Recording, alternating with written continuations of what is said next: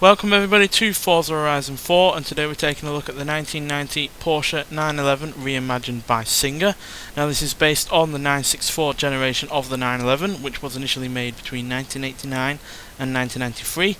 However, only 75 of these bespoke versions will or have been produced, each costing at least $1.8 million, which is a hell of a lot, obviously. It's more than some hypercars out there, but it does have a lot going for it. It's got a carbon fibre body with the engine, suspension and aerodynamics all being developed and altered in collaboration with Williams Engineering, who are usually doing F1 engineering or F1 cars.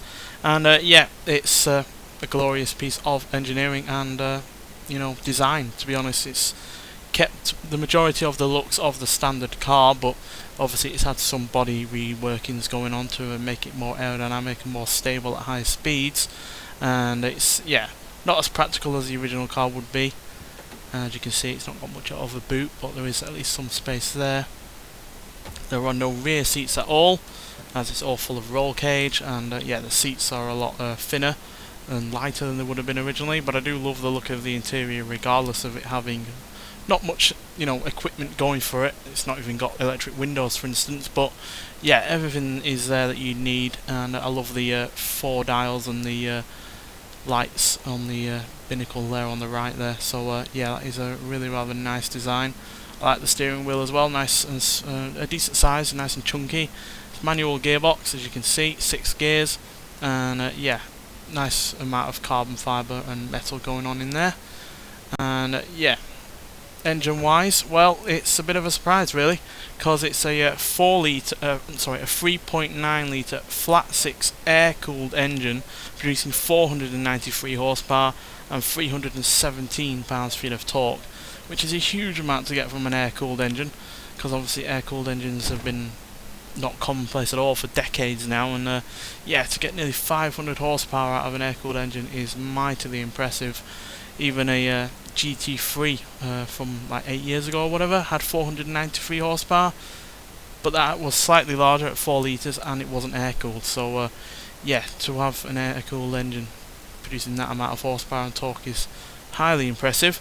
And not to top it all off, it only weighs 2,315 pounds, so even though it's not got the most amount of horsepower from a car, it really doesn't weigh all that much. In fact, it weighs less than the Carrera RS from the early 70s, which had just over 200 horsepower. So yeah, you can imagine how quick this thing is going to be. And it's also the third resto modded Porsche to be featured on this game, after the 356C Cabriolet by Emery Motorsports was added, as well as the 911 Carrera 2 by Gun for Works was added, which is a slightly newer version of this car. So yeah, it's probably my second favourite out of the three. I really do like the 356 just because it has the more classic car aesthetic going for it, but it's even lighter than this while having a decent amount of horsepower. But this is still great, as you will see when we get out onto the open road, so let's get there and see what it's like. So because it has all of that power, very little in the way of weight, the engine over the rear and wide chunky rear tyres, this car launches and accelerates like nothing else under 500 horsepower does on this game. And yeah, it's also sounds really good as well, because it has those high revs, as you can see, more than 9,000 RPM. So I'll let you listen to it first for a little bit. You have arrived at your destination.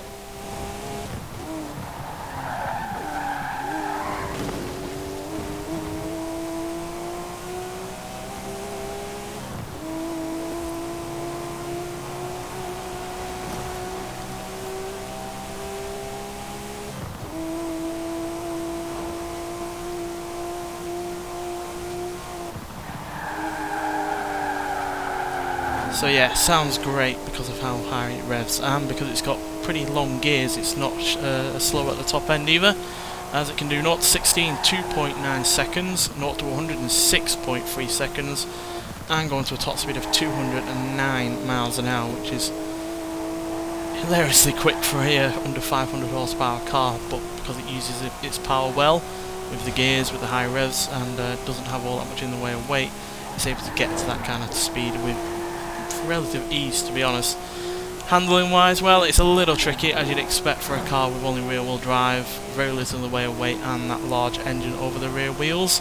As you've seen, I've been getting a fair bit of oversteer while driving, and yeah, it's pretty easy to get it to slide, and it's pretty easy for it to catch you out as well. So yeah, you have to be on your toes with this car, but it's rewarding in that regard, because if you do hold a slide or do attempt to get through a corner without any oversteer, then yeah, it rewards you in that regard, and then you've got that gorgeous engine note to go along with it, and yeah, it's just a brilliant driving experience. And yeah, it's just a shame really that this car had a glitch that started out when it was originally released on this game, so that's why it's taken so long for me to get a review out of this car. So yeah, I'm sorry about that, but like I said, when I talked about this on another video, or another couple of videos in fact, I was not willing to review it until I could hear the engine properly.